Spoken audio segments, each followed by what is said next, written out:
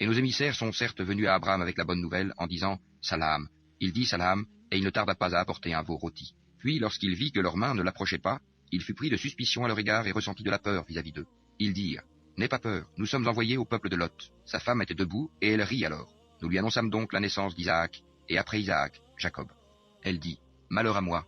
Vais-je enfanter alors que je suis vieille, et que mon mari que voici est un vieillard? C'est là vraiment une chose étrange. » Ils dirent « T'étonnes-tu de l'ordre d'Allah?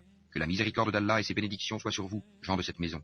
Il est vraiment digne de louange et de glorification. » Lorsque l'effroi eut quitté Abraham et que la bonne nouvelle l'eut atteint, voilà qu'il discuta avec nous en faveur du peuple de Lot. Abraham était certes longanime, très implorant et repentant. « Ô Abraham, renonce à cela, car l'ordre de ton Seigneur est déjà venu, et un châtiment irrévocable va leur arriver. » Et quand nos émissaires, anges, vinrent à Lot, il fut chagriné pour eux, et en éprouva une grande gêne. Et il dit, « Voici un jour terrible. » Quant à son peuple, ils vinrent à lui accourant. Auparavant, il commettait de mauvaises actions. Il dit, « Ô mon peuple, voici mes filles, elles sont plus pures pour vous. Craignez Allah donc, et ne me déshonorez pas dans mes hôtes. N'y a-t-il pas parmi vous un homme raisonnable ?»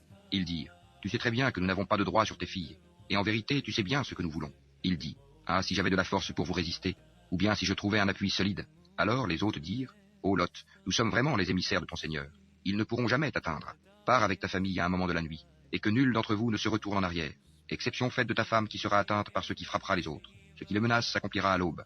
L'aube n'est-elle pas proche? » Et lorsque vint notre ordre, nous renversâmes la cité de fond en comble, et fîmes pleuvoir sur elle en masse des pierres d'argile succédant les unes aux autres, portant une marque connue de ton Seigneur.